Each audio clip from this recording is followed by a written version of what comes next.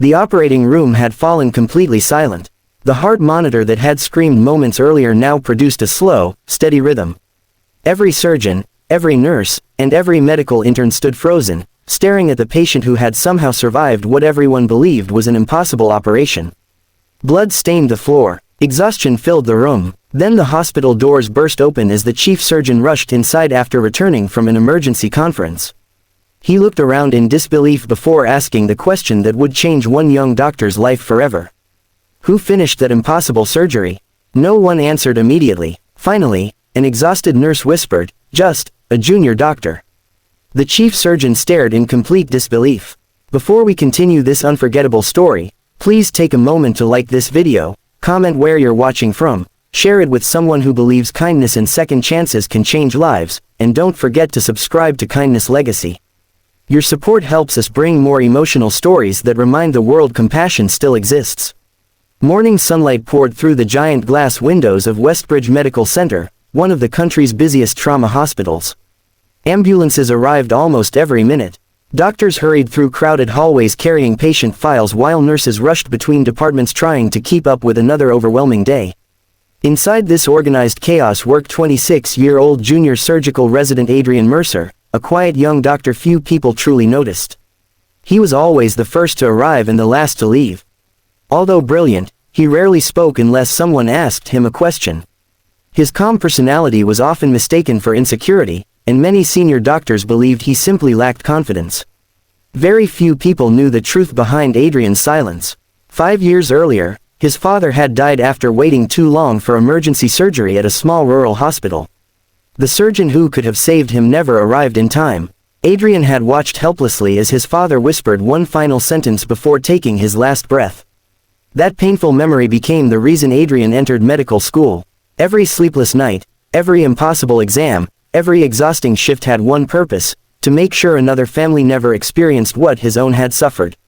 Despite graduating near the top of his class, Adrian found hospital life much harder than medical school.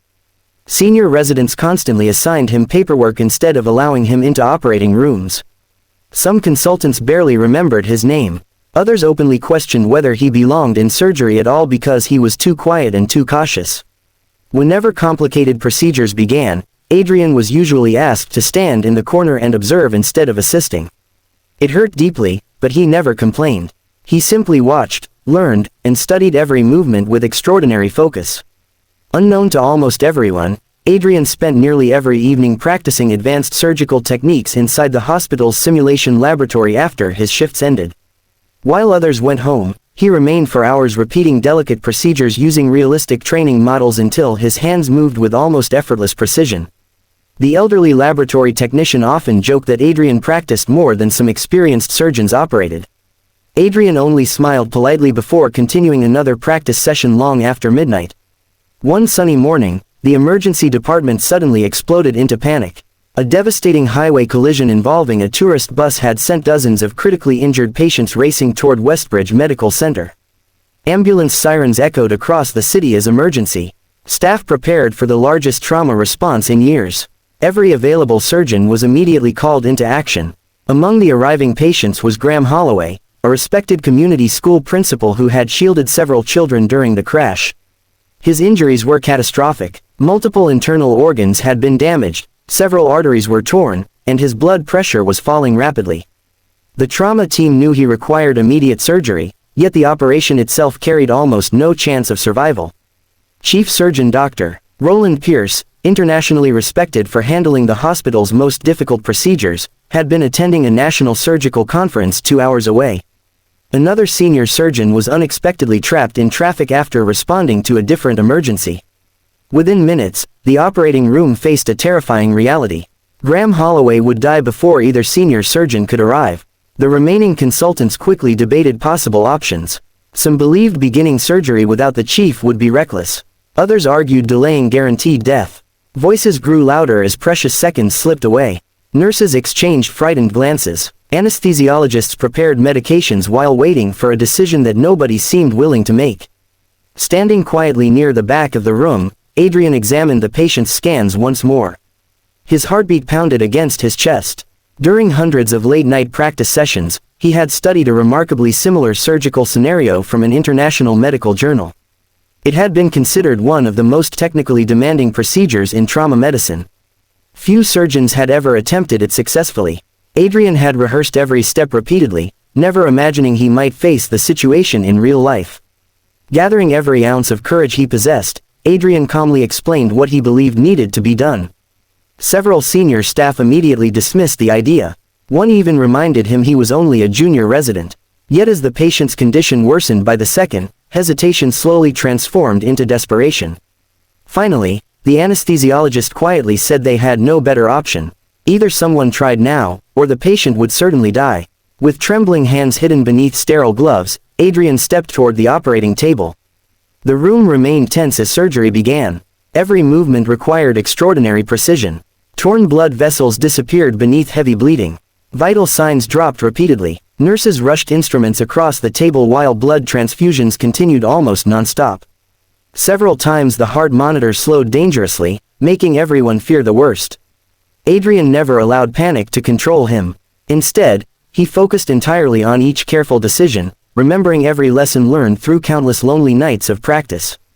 Nearly 3 exhausting hours passed. Sweat soaked through surgical gowns. Every member of the operating team fought exhaustion alongside determination. Slowly, impossible became possible. Bleeding came under control. Damaged organs were repaired one by one. Finally, the patient's heart stabilized. The monitor produced a strong, consistent rhythm. No one spoke. Many simply stared. Some quietly wiped tears from their eyes. Moments later, the operating room doors flew open as Chief Surgeon Roland Pierce finally arrived. Expecting tragedy, he instead found an alive and stable patient. Looking around the room in utter disbelief, he asked, "Who finished that impossible surgery?" Silence filled the room. Then one exhausted nurse answered softly, "Just a junior doctor." Roland turned toward Adrian. The young resident looked completely drained, his shoulders slumped with exhaustion, his gloves stained with blood, his eyes barely able to stay open. For several long seconds the chief simply looked at him before carefully reviewing the surgical notes. Every incision, every repair, every decision, everything had been executed with astonishing accuracy. Instead of anger, admiration slowly appeared on the chief's face. Later that afternoon, Roland visited the simulation laboratory after noticing Adrian's name repeatedly written in the practice logbooks. Shelves were filled with notebooks containing hundreds of handwritten diagrams, surgical sketches, personal observations, and corrections from years of relentless self-training. The laboratory technician quietly explained how Adrian had spent nearly every night practicing while everyone else had gone home. Only then did Roland fully understand. Talent had not created today's miracle. Persistence had. Over the following weeks, Graham Holloway slowly recovered beyond everyone's expectations. News spread throughout the hospital that an unknown junior doctor had saved a patient during one of the most impossible trauma operations anyone could remember.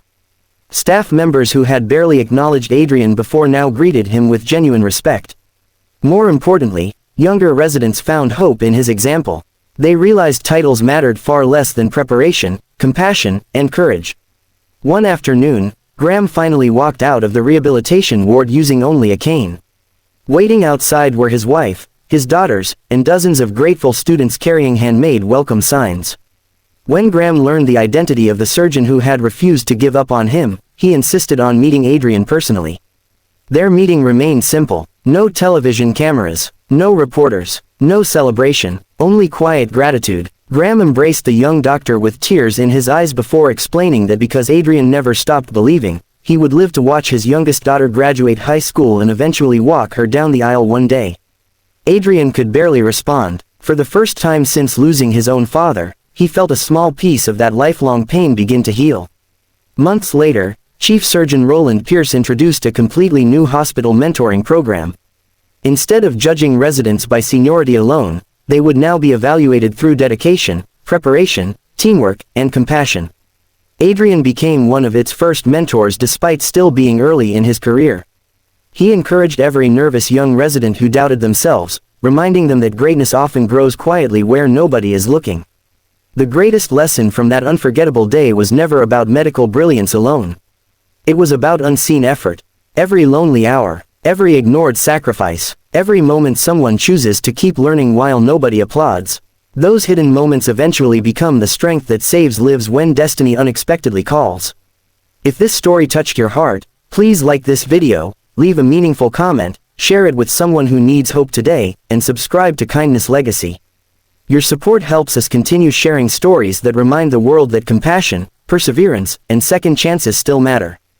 Blue Heart's special request: before this story ends, please comment, "Quiet dedication changes lives." We'd love to see how many hearts still believe that true heroes don't seek recognition, they simply do what's right. As Adrian watched another sunrise shine through the hospital windows before beginning yet another shift, he understood something his father had unknowingly taught him years before. Success is not measured by applause, promotions, or recognition. It is measured by the lives we quietly lift when no one expects us to succeed.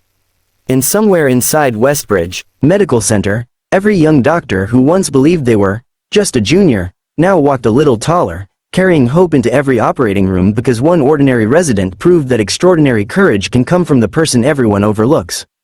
Sometimes, the greatest miracles are performed not by the most famous hands, but by the kindest hearts that never stopped preparing for the moment someone else's life depended on them.